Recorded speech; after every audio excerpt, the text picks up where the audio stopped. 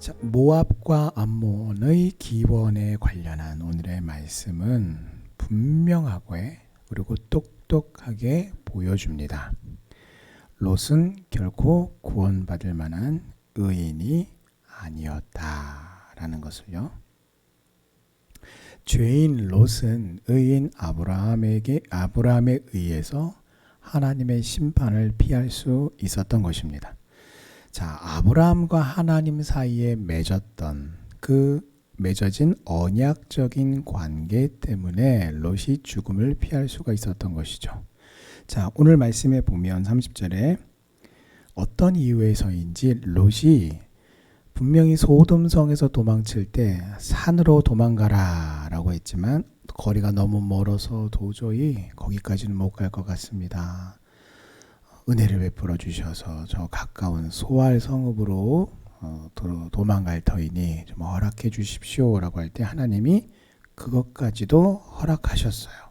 그래서 지척간에 있었던 소알 성이 그 난리가 나는 소돔성이 뒤집어지는 그 하나님의 심판 가운데도 멸하지 아니하고 멸망당하지 않고 보존이 되었던 것이죠. 자, 그런데 어떤 이유에서인지 그렇게 소알성으로 보내주세요 라고 간절히 간구하던 그 소알성에서 롯이 그곳에 거주하기를 두려워하게 되었습니다. 자, 그래서 두 딸과 함께 그 소알에서 나와서 산에 올라가 산속의 동굴에서 거주합니다. 자, 그러면 도대체 무엇을 두려워했을까요? 자, 여러 가지 주장들이 있습니다. 첫째는 소알성 사람들을 무서워했다라고 하는 가능성입니다. 왜요? 아니, 여러분 소알성의 사람들이 되어보세요. 큰 성읍도 아니고 작은 성읍이기 때문에 서로가 너무나 상황들을 너무나 서로가 서로를 잘 알아요. 그만큼 소문이 더 빨리 돕니다. 그래서 작은 성읍 그 소알의 사람들도 무엇을 하냐면 지척간에 있었던 저 가까운 소돔성이 저 난리가 나서 다 멸망당했는데 어떻게 멸망당했는지를 똑똑히 두 눈으로 봤을 거란 말이에요. 그런데 거기서 딱 3사람만 살아남아서 자기들의 성으로 도망쳐 왔다. 그것도 봤단 말이에요. 혹시 못 봤더라도 아니 저 못 보던 사람들은 누구래? 라고 했을 때 2차 저차에서 이렇게 도망왔다. 이런 소문이 퍼지고 사람들은 서로 분명히 수군댔을 것입니다. 자, 그런데 어떤 소문이 퍼졌는지 그런 내용은 오늘 성경에 기록되어 있지 않지만 소문이 퍼졌다면 분명히 그 내용이 매우 부정적인 내용이었을 것입니다. 그래서 그 일로 인해서 이 소알성의 사람들이 롯과 두 딸들을 향해서 매우 적대적으로 대했을 것이에요. 그러자 롯은 자신의 목숨의 위협을 느꼈을 것이고 두려움에 쌓이게 되어서 소알성에 거주하기를 두려워하게 된 것입니다. 자, 하지만 이 경우에 소돔성의 그 심판 가운데에서도 하나님의 보호하심의 은혜를 경험하며 하나님께서 살아남기 위해 소알성으로 도망하도록 도와주셨잖아요. 그러면 그 하나님의 은혜를 기억한다면, 그것을 믿음으로 붙드는 롯이었다면 롯은 믿음으로 하나님께 구하고 믿고 의지해야 했습니다. 그러나 롯은 그 어디에도 하나님께 묻지 않았어요. 구하지도 않았어요. 그저 사람들을 두려워했고 자기 마음대로 산속 동굴로 거처를 옮겨버리고 말았습니다. 자, 이 첫 번째의 경우 결과적으로 롯은 믿음이 매우 연약한 자임을 알려주고 있어요. 자, 두 번째 가능성인데요. 자기가 거주하던 소돔성이 어떻게 멸망당했는가, 한순간에 어떻게 망했는가를 알았기 때문에 거기로부터 오는 두려움, 혹은 우리는 요즘에 큰 충격을 받았을 때 사람들이 그것을 트라우마, 외상 후 스트레스 이렇게 여러 가지로 불러요. 또 더군다나 자신의 아내가 소돔성을 뒤돌아보았다가 소금 기둥이 되어서 죽고 말았습니다. 자, 소돔성이 어떤 곳이었습니까? 그야말로 죄악의 성읍이었습니다. 자, 그래서 심판받고 멸망받은 이유가 다른 이유가 아니에요. 죄악이 가득 넘쳐났던 성읍이기 때문입니다.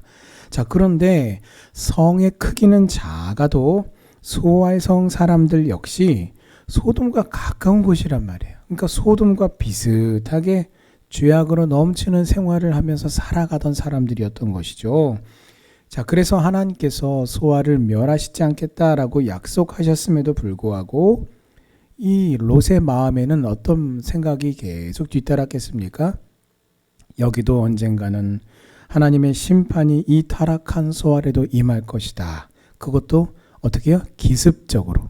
그러니까 어느 한순간 그냥 생활하다가 혹은 자다가 뭐 하다가 기습적으로 죽게 될 것이다 라고 하는 그런 두려움이 임박했을 것입니다. 임했을 것이에요. 그래서 여러분, 이 두려움의 공포, 죽음의 공포에 휩싸인 사람들은요, 정상적인 사람들의 반응과 생각, 행동을 뛰어넘게 됩니다. 그래서 항상 쫓기는 자로 살게 돼요. 그러면 그렇게 뭔가 마음으로부터 그 쫓기는 자의 그 압박감을 느끼기 시작을 하면 굉장한 공포가 그 사람을 완전히 좌지우지하게 됩니다. 자, 역체감이라는 말이 있는데요. 자동차나 집이나 크고 좋은 차와 또 좋은 집에서 살던 사람이 작은 차나 또 좁은 집으로, 작은 집으로 옮겼을 때의 그 느끼는 불편함이 반대로 작은 차와 작은 집에서 큰 차와 큰 집으로 옮겼을 때 느끼는 행복감보다 훨씬 더 크다라고 하는 게 바로 역체감이라고 하는 말의 의미입니다. 자, 그래서 아파트의 편리함을 절실하게 느끼던 사람은요, 계속해서 어떻게든 아파트에 살려고 하는 이유도 거기에 있습니다. 이 아파트만이 아니죠. 도시 문명의 편리함도 마찬가지입니다. 그래서 여러분, 우리가 서울이라고 하는 그 도시, 서울뿐만 아니라 뭐 대표적인 것이 서울이니까요. 이 도시에 살 때는요, 집 앞에 나가면 항상 버스가 와요. 그래서 뭐 몇 시에 시간 맞춰서 나가냐 고민할 필요가 없습니다. 그냥 나가 있다가 놓쳤더라도 조금 있으면 금방 옵니다.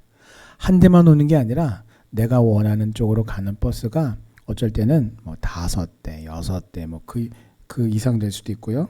또 제가 서울 살 때는 지하철역 부근에 바로 살았거든요. 그러니까 조금만 걸어가면 항상 지하철의 그 편리함을 누릴 수가 있었어요. 그런데 도시를 떠나서 시골에 와 보니 하루에 정해진 시간에만 오는 그 버스를 맞춰서 타야 하는 불편함이 있는 것이죠.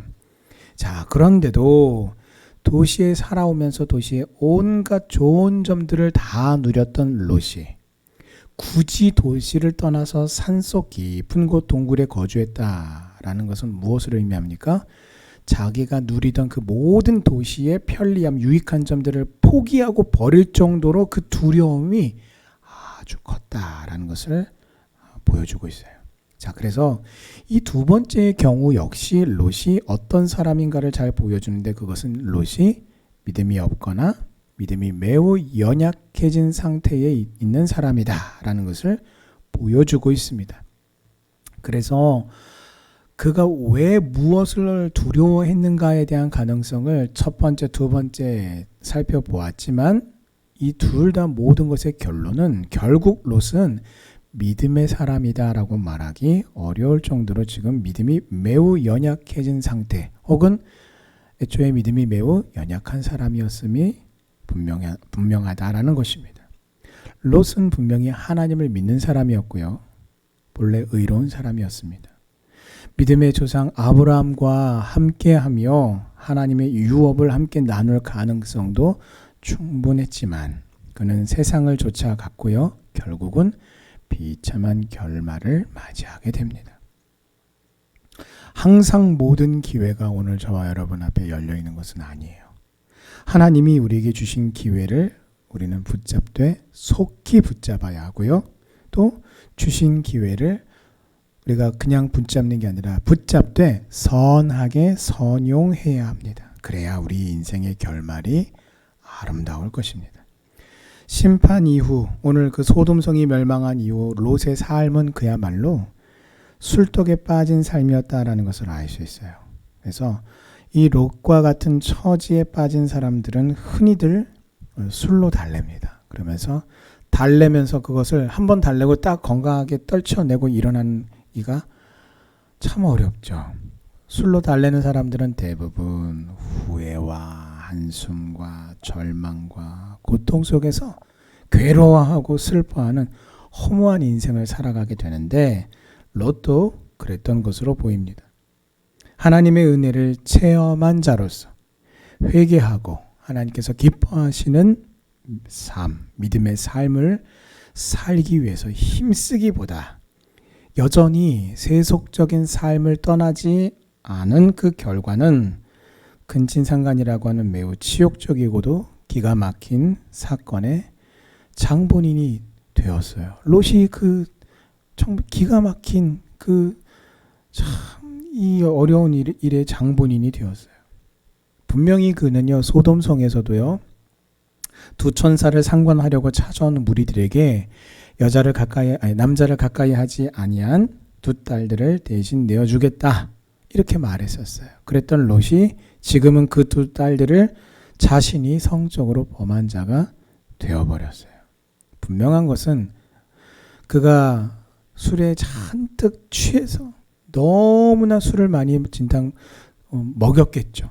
근데 문제는 뭐냐면 그런 삶이 그 롯에게 있어서 그렇게 낯설지 않았다라는 것입니다. 오늘 말씀을 보면 롯뿐만 아니라 롯의 두 딸들도 두려움에 푹 젖어 있는 것을 보게 됩니다. 그들은 세상이 두려웠고요. 사람들이 두려웠습니다. 또 하나님의 죄를 향한 심판 앞에서 회개할 줄은 모르고 그저 그 심판으로 인한 멸망을 두려워했습니다. 그래서 이 두 딸들 역시 롯과 마찬가지였어요. 거기에 더해서 자신들의 배필이 될 사람이 없이 세상이 멸망했다라고 하는 그 두려움 가운데에 젖어 있었습니다. 그래서 오늘 30절부터 마지막 38절까지의 전체 말씀에서 느껴지는 분위기는 그 어디에도 우리 인생의 절망 가운데에 소망이 되시는 여호와 하나님을 바라고 의지하는 믿음이 전혀 보이지를 않아요. 믿음이 없이 그저 자기가 자신의 인생의 왕이 되어서 살아가고 있는데 그 결과가 무엇입니까? 끔찍한 선택이고 끔찍한 결과입니다. 그들은 지금 말하기를 어쩔 수 없어 이것이 최선이야 라고 판단하고 근친상간의 방법을 선택했지만 그것은 하나님이 보시기에도 사람들이 보기에도 최악의 선택이었습니다. 그래서 큰딸은 아비로 말미암아 아들을 낳았고 그 이름을 모압이라고 지었습니다. 여러분 이 모압이라는 이 이름의 의미 자체가 어떤 의미냐면요. 내 아버지로부터 낳은 아들이라는 뜻이에요. 참 이름 그 의미 자체가 이미 정말 수치스럽고 끔찍하지 않습니까?